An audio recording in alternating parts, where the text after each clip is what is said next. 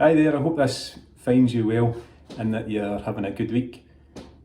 I've been rereading a book recently, this book here called Garden City. It's by John Mark Comer. In fact, Ewan referenced a book of his on Sunday at the service. And the book's called Garden City, and the subtitle of the book is Work, Rest and the Art of Being Human. And it's inspired by Genesis chapter 1, which coincidentally, or not coincidentally, is been the focus of our Sunday mornings the last couple of weeks and will continue to be. And I think it's been so encouraging and powerful to have had that. So the basic premises of John Mark's book is that we were created by God, and we were created by God to rule over his creation.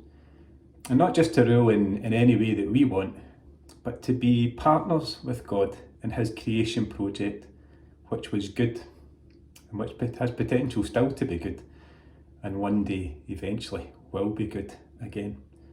So we're to take our gifts, our time, our talents, our resources to help build a world which is good, and is good in the ways that God intended. I was really struck in one of the pages by the contrast that he draws out between our potential that we have as humans to create good things, to develop good things, things of beauty, things of value, that align with God and that in our spirits and souls we can relate to as good. But we also have so much potential to do and say things that are so destructive and so harmful in small ways and in major global ways as well. And where's the balance today? I don't know about you, but I think for most people it feels like the balance has just swung so much towards the bad. The goodness has been outweighed by the bad in so many aspects of our life in the world.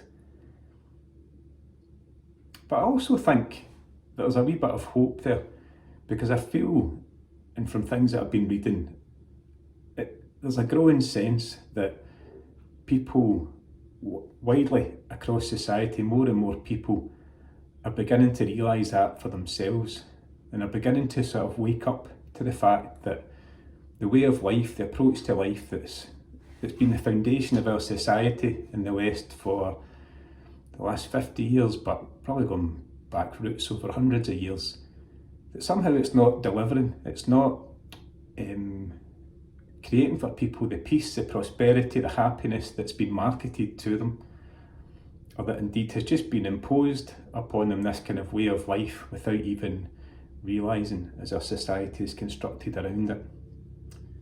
And the challenges come and things so quickly fall apart for people, and fear and anxiety take a greater and greater hold. So there's no easy answers to these big questions for the world, and there's many intelligent people, much more intelligent than me, that are trying to find these answers. But my thought today is that what if the core of the answer is just to be found in one word and in one name, and that's the name of Jesus. Jesus offers us the example, the guidance to follow, to being the type of partner in the creation project that God originally intended. And for us, and I think for the whole world, the challenge is to do our best, day by day, to follow him. We can't know it all, we can't solve it all, but we can try to follow him and his example, who does know it all and can solve it all. I was encouraged just the other day by a video that came up on my YouTube feed. It was an America's Got Talent audition. I don't watch the programme, but it just came up on my YouTube feed.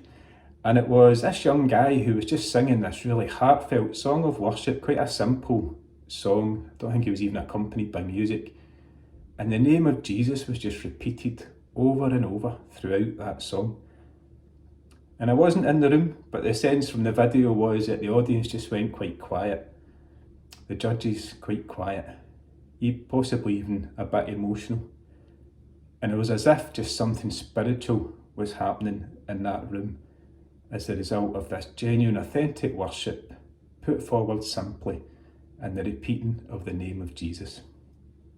So the thought I want to leave you with today, and I hope it's a useful one.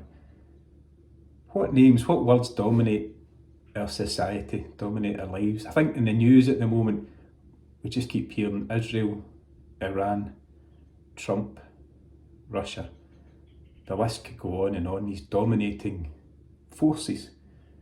But what if we can change the narrative? And what if we can make the shift to the narrative being about Jesus, Jesus, Jesus, Jesus? Thanks for listening.